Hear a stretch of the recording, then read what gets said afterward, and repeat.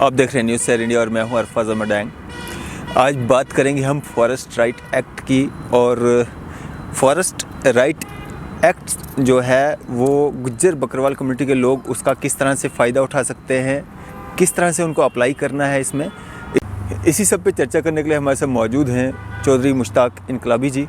जो कि vice president हैं जम्मू कश्मीर यूटी के बीजेपी एसटी मोर्चा से। सर, स्वागत है आपका न्यूज़ शेयर इंडिया में। Thank you. मुश्ताक साहब, क्या कहना चाहेंगे? सबसे पहले ये जो फर्स्ट राइट एक्ट जो है लागू किया गया है, क्या कहना चाहेंगे? इसके लिए अल्फाज साहब, मैं जम्मू कश्मीर के ख़ास करके मेरी कम्युनिटी जो गुज्जर बकरवाल तबका है वो ट्राइबल एक शेड्यूल में आता है, उस सबको मुबारकबाद पेश करना चाहता हूँ। जो forest right act Jammu Kashmir में अभी लागू होने जा रहा है, हुआ नहीं है पूरी तरह, होने जा रहा है, उसका प्रोसेस जम्मू कश्मीर में स्टार्ट हो गया है। इसके लिए मैं तमाम उस ट्राइबल बरादरी, उसमें गद्दी और सिप्पी बरादरी भी आती है, और इस फॉरेस्ट एक्ट के अंदर ट्राइबल फॉरेस्ट एक्ट जो है इसके अंदर OTF-DF भी है, जिसको हम अदर फॉरेस्ट डिवेलर्स कहते हैं। ये ज़रूरी नहीं है कि आप गुज्जर बकरवाल हैं या आप गद्दी सिप्पी हैं, दूसरे वो लोग भी जो फॉरेस्ट में रहते हैं, सदियों से रहते आ रहे हैं, फॉरेस्ट को कंजर्व करते हैं, वहाँ पे अपने माल मवेशी चराया करते हैं, उनके लिए भी ये फॉरेस्ट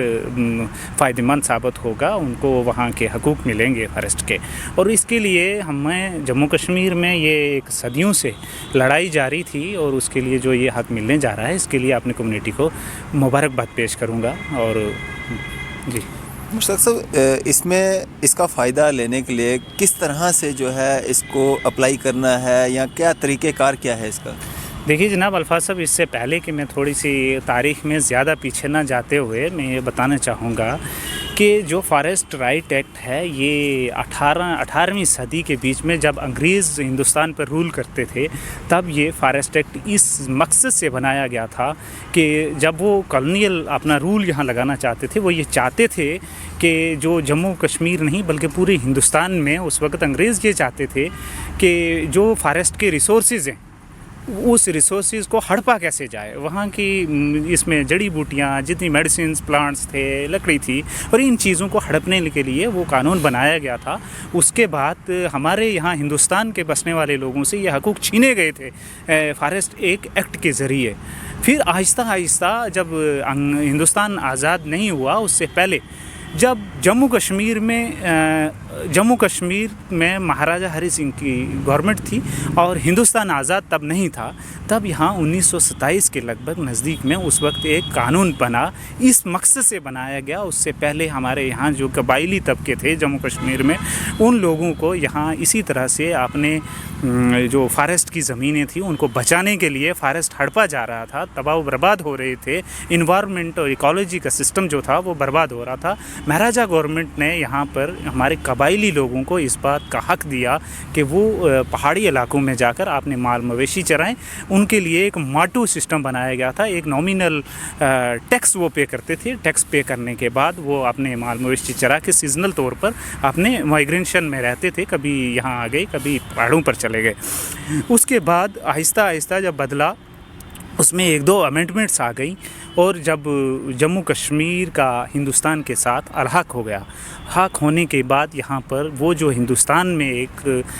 फॉरेस्ट एक्ट बना था वो यहाँ जम्मू कश्मीर में लागू हो गया। अब पूरे हिंदुस्तान के अंदर इस तरह के ट्राइबल्स की अलग अलग डिमांड्स उठ रही थी। उन डिमांड्स से ये आवाज़ उठ रही थी, तमाम ट्राइबल लोग जो थे वो ये डिमांड कर रहे थे कि हमारे जो हकूक़ हैं वो हमें मिल नहीं रहे, हमारे जो हम जंगलों में रहते हैं वहाँ पे हमें खेड़ा जाता है, हम अपने माल मवेशी चुरा नहीं सकते, या अदर रिसोर्सेज जो है उनको ज़मीन, फॉरेस्ट ज़मीन को जो है उसको हम इस्तेमाल नहीं कर सकते। फिर आखिरकार हिंदुस्तान सरकार ने 2006 में एक कानून पास किया जो पूरे हिंदुस्तान में 2006 में लागू हो गया। 6 में पास हुआ और 7 में यहाँ हिंदुस्तान में लागू हो गया। हमारी यहाँ बदकिस्मती ये रही कि जम्मू कश्मीर में 370 की वजह से वो डायरेक्ट एक्ट यहाँ लागू नहीं हो सकता था। उस एक्ट में लिखा गया कि एक्सेप्ट जम्मू एंड कश्मीर। फिर वो एक बड़ी लड़ाई चली पूरे जम्मू कश्मीर के तमाम जितने पॉलिटिकल पार्टीज़ के लोग थे या उनके अलावा जितने एक्टिविस्ट लोग थे, राइटर्स थे, इंटेलेक्चुअल्स थे, उन सब आपके जैसे जर्नलिस्ट लोगों ने इस बात को उजागर किया। और उससे लेकर 2018 तक, बल्कि 19 तक, जो यहाँ पर हमारी ये बदकिस्मती रही कि हम वो यहाँ कानून लागू नहीं करा सके। अब वो कानून हमारे यहाँ इस बात का हक़ देता था कि जो लोग पहाड़ों में रहते हैं, जो कबायली तबके हैं, वो कबायली तबके अपने माल मवेशी को वहाँ आसानी से चुरा सकें, वहाँ के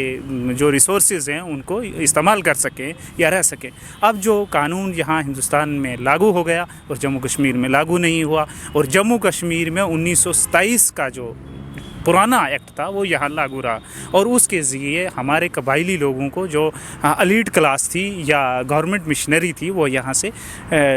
डिसमेंटल करते रहे, उनके स्ट्रक्चर, उनको उन जगहों से निकाला जाता रहा। और क्योंकि सुप्रीम कोर्ट में एक केस चल रहा था कि आप जितने उस एक्ट के अकॉर्डिंग जितने लोग हैं उन लोगों को वहाँ से निकाल के फॉरेस्ट को बचाया जाए, क्योंकि वहाँ पे कुछ लोगों ने ऐसी पिटिशंस फाइल की थी सुप्रीम कोर्ट में कि ये लोग जो जंगलों में रहते हैं वो इस जंगल को तबाह और बर्बाद कर रहे हैं। अब ये किस नज़रिए से किए जा रहे थे वो तो एक अलग विषय है, लेकिन वो लड़ाई जो चल रही थी, अब इस पर मैं अब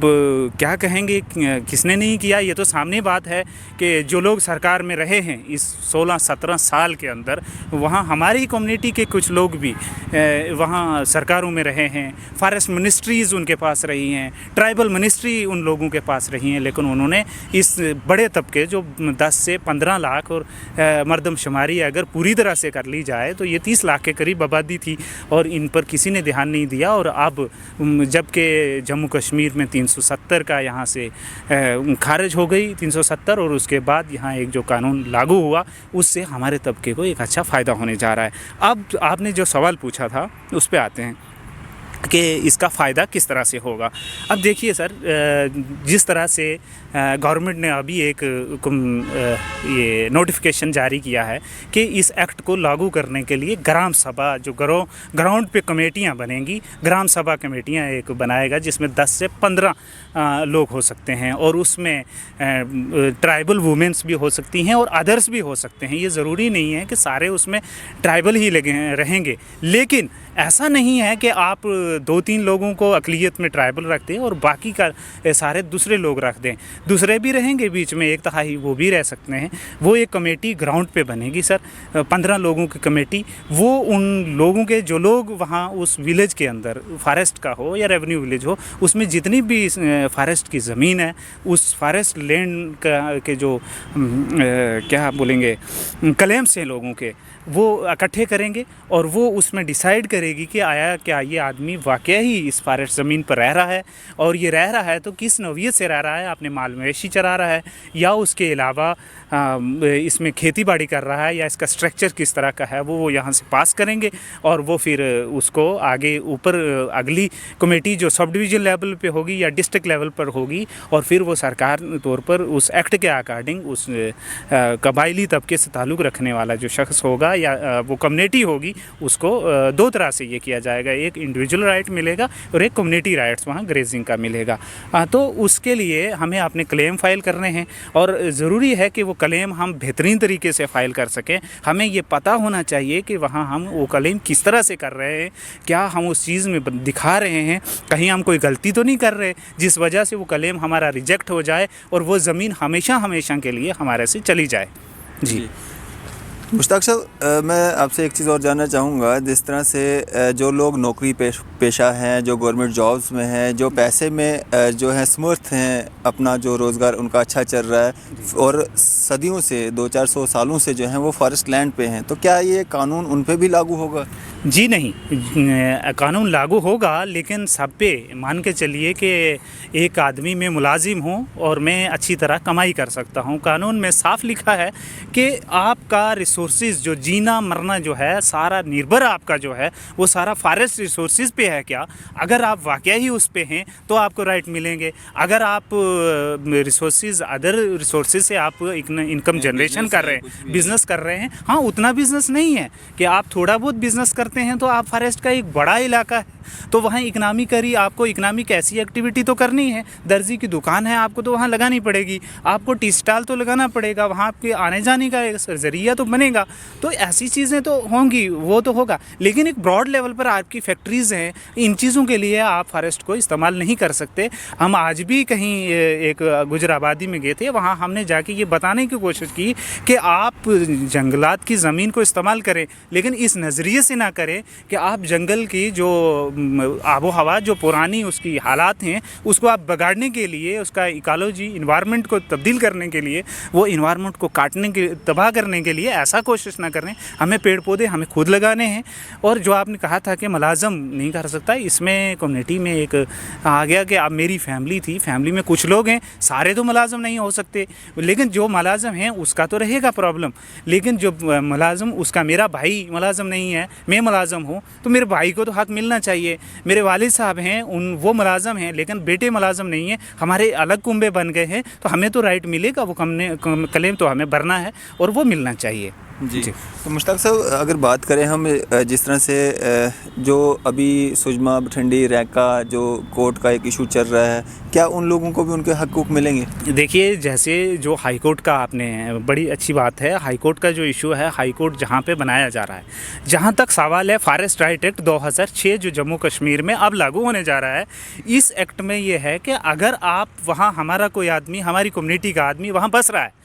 वो सदियों से बस रहा है, और अगर सदियों से नहीं बल्कि 13 दिसंबर 2005 से पहले जो भी हमें क्लेम भरने हैं वो उससे पहले के सबूत पेश करने हैं हमें कि वहाँ आए, मैं वहाँ रह रहा था, वहाँ की मेरी कोई नकल होगी, राशन कार्ड कापी होगी, या फिर मेरा वहाँ का वोटर होगा। अगर ऐसा भी नहीं है, कहीं जगहों पर हमारे लोगों की गर्दोरियाँ काट दी गई हैं, कहीं जगहों पर हमारे कब्जे थे लेकिन हमें डिसमेंटल करा के वहाँ से विकेट कर दिया गया है, लेकिन हमारा कोई सबूत ऐसा अगर वो नहीं, जो रैका की बात की, अगर उसके साथ लगता बागे बहू के 2 लोग इस बात की गवाही देते हैं, they must be the senior citizen, कोई भी सीनियर सिटीज़न हो, और वो कहें कि हाँ यहाँ पे फ़लाँ बिन फ़लाँ आदमी 2005 से पहले रह रहा था, इसको यहाँ से उखाड़ा गया है, तो फिर भी आपको वहाँ बसना, सरकार उसको बसाएगी वहाँ। और जो कहा कि वहाँ पे अगर गवर्नमेंट का कोई बड़ा प्रोजेक्ट आता है, जैसे दिल्ली और उसके लगते हाल में कहीं जगहों पर एक्सटेंशन हो गई, आबादियाँ बढ़ गई, या कोई गवर्नमेंट का बड़ा प्रोजेक्ट आता है, जैसे पहले भी सरकार की ज़मीन जो थी अदले बदले में मिला करती थी, फॉरेस्ट की ज़मीन कहीं से रोड निकालनी है तो उसके बदले में स्टेट लैंड गवर्नमेंट उसको उनको देती थी। इसी तरह से अगर वहाँ पर आपको कहीं कोई बड़ा प्रोजेक्ट लगाया जा रहा है तो government should have to rehabilitate to that community और इंडिविजुअल पर्सन, उनको वहाँ पे बसाना पड़ेगा, तब तक आप उसको हटा नहीं सकते। और अगर ये सब डिवीज़न लेवल पे या विलेज लेवल पे जो कमेटियाँ सर बनी हैं, वो कमेटी अप्रूव करके ऊपर भेजती है, तो आपका क्लेम वहाँ सेटल नहीं होता तो आप डिस्ट्रिक्ट लेवल पे जाएंगे, डिस्ट्रिक्ट लेवल पे नहीं होता तो आप स्टेट लेवल पे जो कमेटी बनेगी, फॉरेस्ट इसकी इम्प्लीमेंटेशन कमेटी बनेगी, उस पर आप जाते हैं, क्लेम करते हैं। अगर वो भी नहीं सुनता तो आप सुप्रीम कोर्ट में जाएंगे। सुप्रीम कोर्ट में जब तक के ना आपका हल हो जाए तब तक आपको वहाँ गवर्नमेंट का ये राइट नहीं है या किसी भी डिपार्टमेंट का राइट नहीं है कि वो आपको वहाँ से उखाड़ सके अकॉर्डिंग टू दिस एक्ट। और वहाँ जो रैका की बात है, रैका में वहाँ 3 किस्म की ज़मीन है। मालकी ज़मीन है लोगों की, वहाँ पे साथ में लगती स्टेट लैंड है और उसके साथ में लगता हुआ फॉरेस्ट है। आप किसी आदमी की मालकियाना हकूक़ हैं एक आध कनाल पे और उसी पे आपका गुजारा नहीं हो रहा, तो आपका माल मवेशी है तो साथ में जंगल में हमें चराना है, तो इस कानून के ज़रिए उन लोगों का वहाँ पे हक है और वो लोग उस बात का क्लेम भरें। जो वहाँ के लोग हैं वो क्लेम भरेंगे और उनको वहाँ से उखाड़ा नहीं जा सकता। अगर वो नहीं तो इस कमेटी के ज़रिए विलेज लेवल कमेटी अगर अप्रूव करती है कि यहाँ ये प्रोजेक्ट नहीं लगना चाहिए तो कोई ताकत वहाँ पे प्रोजेक्ट नहीं लगा सकती। ये एक्ट की कमेटी वो कहती है। जी। तो वहाँ पर जो इशू बना हुआ है उसके लिए सारी सरकार भी देख रही है हमारी, और जो एडमिनिस्ट्रेशन है वो भी प्रयास कर रही है उसके लिए। सारे लोग वहाँ की कमेटी देखेगी और हमें उम्मीद है कि उन लोगों को वहाँ से उखाड़ा नहीं जाएगा। हाँ, कोई सरकार के में मिले हुए लोग या फिर वहाँ के सियासी पार्टियों के लोग कहीं वहाँ डरा रहे हैं उस कम्युनिटी को, आपको उखाड़ दिया जाएगा, या कोई लोग जाते हैं, तो उनके लिए जब तक कि ये प्रोसेस कंप्लीट नहीं होता है, जैसे हम गवर्नर साहब से मिले थे तो उन्होंने हमें ये यकीन दिलाया था कि 31 मार्च से पहले इस एक्ट को हम पूरी तरह से ग्राउंड पे इम्प्लीमेंट कर देंगे। अगर उससे पहले ऐसा कुछ होता है तो सरकार नहीं कर सकती, उसके बाद वो देखेंगे कहाँ से फॉरेस्ट का क्लेम सेटल हो गए, कहाँ नहीं हुए। जी मुश्ताक साहब, इसमें कोई मैक्सिमम लिमिट भी रखी गई है कि फॉरेस्ट लैंड किसके पास कितनी होनी चाहिए, कितनी रेगुलाइज हो सकती है? जी बिल्कुल, ये कानून साफ बताता है कि 79 कनाल जिसमें 4 एकड़ बताया गया है, वो 79 कनाल्स बनती है ऑलमोस्ट। जी, एक इंडिविजुअल आदमी को ये मिलती है। कम्युनिटी के लिए तो बहुत ज़्यादा हो सकती है, उसमें कोई लिमिट नहीं है, क्योंकि उसमें बहुत सारे लोग आ सकते हैं, 1000 भी है, 500 है, 10-20 भी है। एक इंडिविजुअल जो अपना कुंबा शो करता है उसके लिए 79 कनाल्स आती है, लेकिन इतनी कहीं सारों को मिल नहीं पाएगी, क्योंकि हमें फॉरेस्ट को बचाना भी है, और लेकिन उसके लिए थोड़ी 32 या इससे ज़्यादा भी हो सकती है, इतनी मिल सकती है। कानून में 79 बताया गया है, इतनी हो सकती है। तो मुश्ताक साहब, अगर बात करें हम, जिस तरह से मेरे पास, मैं एसटी हूँ, मेरे पास 79 कनाल जगह है, मेरे को रेगुलाइज भी होगी, मैं उसका मालिक बन गया। अब मेरे पास गुर्बत है, पैसा नहीं है, मैं चाहता हूँ मेरे आसपास में लोग बसें, मैं अपनी ज़मीन जो है मैं मालिक हूँ, मैं बेचूँ और मैं उससे पैसा कुछ जनरेट करके अपना कोई बिज़नेस खोल पाऊँ, तो क्या ऐसा कर सकते हैं? जी, ऐसा मैं एडवाइस तो नहीं करूँगा अपनी कम्युनिटी को, क्योंकि एक सदियों से हमारी कम्युनिटी जो यहाँ पे है वो सफ़र हुई है, उसको आज तक राइट नहीं मिले। और ऐसा नहीं है कि आप बेच नहीं सकते, लेकिन एक लंबे टाइम के लिए आप थोड़ा कुछ, जब आप कानूनन ये कहता है कि आप लीज आउट कर सकते हैं, लेकिन आप उसको सेल आउट नहीं कर सकते। सेल आउट नहीं कर सकते, आप लीज आउट कर सकते हैं दूसरे को, ए बी को ये दे सकता है कि आप अपना वो कारोबार या किसी तरह से उस ज़मीन को इस्तेमाल करिए, लेकिन वो आपके ही उस पर ऑनरशिप के राइट जो है वो रहेंगे। और अगर आप उसको सेल आउट करते हैं तो ये पॉइंट नोट करने का है कि अगर आप उसको सेल आउट करते हैं तो वो ज़मीन आपसे वापस चली जाएगी सरकार के पास, और ना वो आपकी रहेगी और ना जिसको आप बेच रहे हैं उसकी रहेगी, क्योंकि इसके लिए सेल आउट का कोई प्रोविज़न नहीं है इसमें। आप उसको लीज आउट कर सकते हैं अपना इकोनॉमिक कोई रिसोर्सेज जनरेट करने के लिए। जी मुश्ताक साहब, काफ़ी जगहों से शिकायतें आ रही हैं कि जो कुछ मिलजुल के जो हैं सरपंचेस पंचेस जो हैं अपने ही लोगों को जो है कमेटियाँ गठित करके फ़ोटोज़ डाल के बता रहे हैं कि ये हमारी कमेटी बन चुकी है, तो क्या उस तरह से जायज़ है, या लोगों की राय लेना भी जायज़ है कि हाँ हम इसको जो है कमेटी का मेंबर बनाना चाहते हैं? जी, ये बिल्कुल बड़ी शिकायत है, और आने जब से नोटिफिकेशन हुई है हमें ये उम्मीद थी कि ये बहुत अच्छे तरीके से ग्राम सभाएँ की जाएंगी, और उसमें बड़े पढ़े लिखे लोग, जिन लोगों ने इस पर रिसर्च की है, जिन लोगों को ये पता है कि फॉरेस्ट को बचाना कैसे है, फॉरेस्ट के एक्ट को लागू कैसे करवाना है, ये दोनों चीज़ें इंपॉर्टेंट होंगी, ऐसे लोग वहाँ पे लाए जाने चाहिए, क्योंकि वही लोग अच्छी तरह से एक्ट को वहाँ इम्प्लीमेंट भी करवा पाएंगे। अगर वो सही तरह से इम्प्लीमेंट नहीं करवा सकते तो वहाँ एक ऐसा माहौल पैदा हो जाएगा कि बड़ी मछली छोटी मछली को खाएगी। जो गरीब तबका है, जिसको आपने कानून का पता नहीं है, उसको ये राइट मिल नहीं पाएंगे। तो जिस तरह से शिकायतें आ रही हैं, हमारे पास भी शिकायतें आई हैं, कई जगहों पर हमने डीसी से बात की है, और लोगों को ये हमने बताया है कि अगर आपको कानूनन ये है कि जो हम ग्राम सभा करते हैं, ग्राम सभा में एक बड़ी तादाद लोगों की वहाँ होनी चाहिए, तभी आपकी ग्राम सभा चलेगी। ऐसा नहीं है कि एक खड़पंच या एक सरपंच या कोई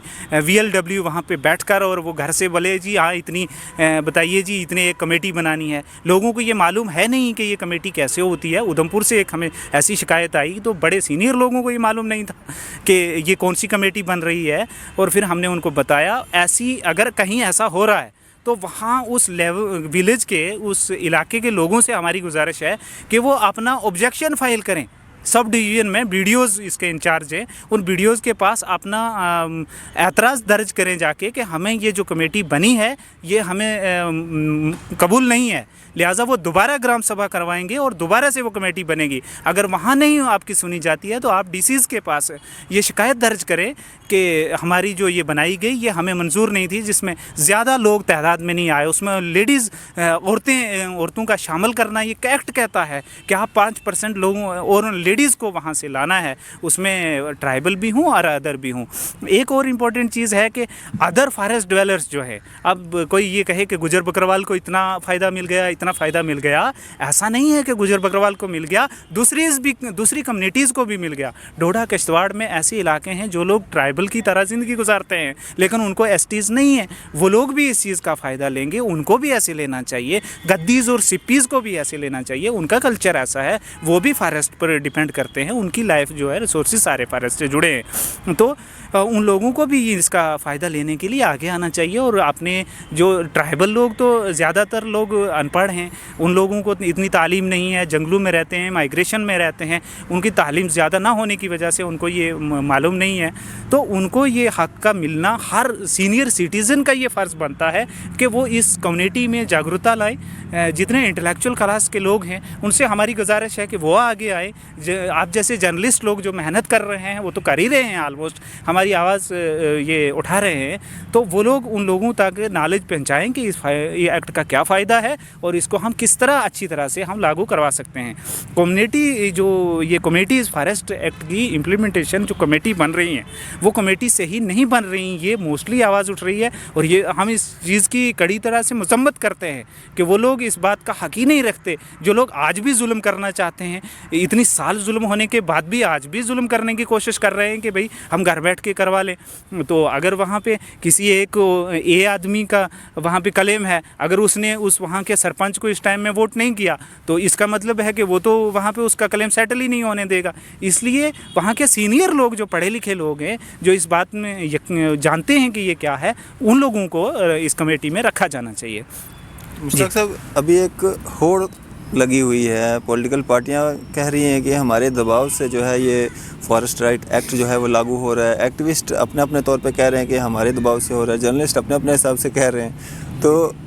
बीजेपी अपने हिसाब से कह रही है, तो आप किसको क्रेडिट देना चाहेंगे इसका? देखिए जी, जो आदमी किसी पॉलिटिकल या सोशल ऑर्गेनाइजेशन से मुंसलिक होता है, एफिलिएट होता है, वो उसी की बात करना चाहता है। हकीकत ये है कि आप सब जानते हैं कि इस वक्त पूरे इंडिया में जम्मू कश्मीर में भी सरकार किसकी है, किस तरह से सरकार जम्मू कश्मीर में चल रही है। अगर 370 ना हटा होता तो शायद आने वाले 30 से 40 साल के लिए हमें और लड़ना पड़ता। जहाँ तक इसकी लड़ाई की बात है, तो जब 2006 में, उससे पहले जब इंडिया में इसकी फॉरेस्ट एक्ट को लागू करने के लिए ट्राइबल लड़ाई मूवमेंट चल रही थी, हमारे जम्मू कश्मीर से ट्राइबल लोग, और ट्राइबल ही नहीं उससे हटके भी वो लोग जो इसमें यकीन रखते थे कि इस कम्युनिटी को ऊपर उठाया जाए, वो लड़ाई लड़ रहे थे। और उस लड़ाई को चलते चलते 2006 में जब ये एक्ट लागू हो गया, जम्मू कश्मीर में उस वक्त वो सरकारें थी, उन्होंने ये लागू तो किया नहीं, क्योंकि वो लोग इन कम्युनिटी को उठने देना नहीं चाहते थे। वोट बैंक था उनका, वो इन लोगों को यूज़ करके इनकी जहालियत का फ़ायदा उठाकर तो अपनी सरकारें चलाना चाहते थे। आज उनकी थी नहीं, तो यहाँ पे एक्ट लागू हो गया। अब जब इम्प्लीमेंट हुआ है तो मुझे हंसी महसूस होती है। कहीं देख रहा था मैं कि एक पॉलिटिकल लीडर जो अभी सरकार में नहीं है, और वो अपने वर्कर के ज़रिए अपनी पब्लिसिटी करा रहे थे कि जनाब फ़लाँ शख्स ने ये शुरुआत की थी तो एक्ट लागू हो गया। ऐसा है नहीं, पब्लिक इतनी होशियार है, आज की डेट में सोशल मीडिया का ज़माना है, सारे लोग जानते हैं कि किसने इम्प्लीमेंट किया है। मैं सबसे ज़्यादा क्रेडिट मैं देना चाहूँगा हमारे honourable lieutenant governor Manoj Sinha ji. वो बहुत सिंसियर आदमी हैं, उन्होंने हर तबके को यहाँ पे जब से वो आए हैं, हर तबके को उन्होंने देखा है, अलग अलग उनकी डिमांड को रिकॉग्नाइज़ किया है और उनके लिए वो काम कर भी रहे हैं। और उन्होंने आते ही इसका जो फॉरेस्ट एक्ट पर सबसे पहले शुरुआत की है, उनको दिए है। अब भारतीय जनता पार्टी की पूरे इंडिया में सरकार है, तो यहाँ यूटी है, तो दिल्ली से दबाव भी रहा है। हमने बड़ी कोशिश की थी, हम कई बार यहाँ गवर्नर साहब से मिले हैं, हमने कई बार दिल्ली में हमने अपनी आवाज़ रखी है। हमने एक हमारे बहुत बढ़िया पूरे हिंदुस्तान की गुजर बरादरी की आवाज़ है, हमारे रमेश बदूरी साहब मेंबर पार्लियामेंट हैं,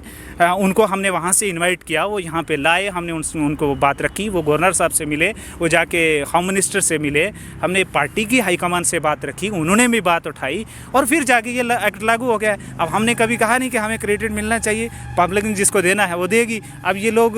अपने वो रोटियां सेकने के लिए कर लेते हैं, तो इसकी कोई ज़्यादा दिक्कत नहीं है। हाँ, एक्टिविस्ट लोगों ने लड़ा है, उसमें जब हम पॉलिटिकल पार्टी में नहीं थे तब हम सारे एक्टिविस्ट थे, और यूनिवर्सिटी टाइम में जब हम लड़ते थे कई बार हम जेलों तक गए हैं, कई बार हमने भूख हड़ताल की हैं। मेरे कई सारे साथी थे, किसके नाम लेंगे किसके नहीं लेंगे, सब लोग लड़े हैं। पूरी बरादरी को इसका क्रेडिट जाता है, पूरे उन लोगों को जाता है, उन जर्नलिस्ट को जाता है, उन इंटेलेक्चुअल क्लास कम्युनिटी को जाता है जिन लोगों ने इस पर काम किया है। किसी इंडिविजुअल को इसका क्रेडिट नहीं है। और ये लोग वो करते हैं जो सिर्फ अपना वो समझते हैं, अपने आप को कहीं रिहेबिलिटेट करना चाहते होंगे तो वो करते होंगे, तो उसमें कोई ज़्यादा उतनी नहीं है जिसको। चलिए, शुक्रिया सर हमारे साथ बातचीत करने के लिए, अपना कीमती समय देने के लिए। ये थे हमारे साथ चौधरी मुश्ताक इनकलाबी जी, जो कि वाइस प्रेसिडेंट हैं एसटी मोर्चा से, बीजेपी से जम्मू कश्मीर यूटी के, और हमारे साथ फॉरेस्ट राइट एक्ट जो हकूक़ एसटी कम्युनिटी के लोगों को मिलने हैं उस पर चर्चा की, और काफ़ी सारी जानकारियां जो हैं इस वीडियो के माध्यम से उन लोगों तक जाएंगी जो कहीं ना कहीं जो जानकारियां जिनके पास कमी है, उनको ये जानकारियां जो हैं काफ़ी काम आएंगी। फ़िलहाल दीजिए इजाज़त। मैं अरफाज़ अहमद डैंग, कैमरामैन शाहनवाज़ के साथ।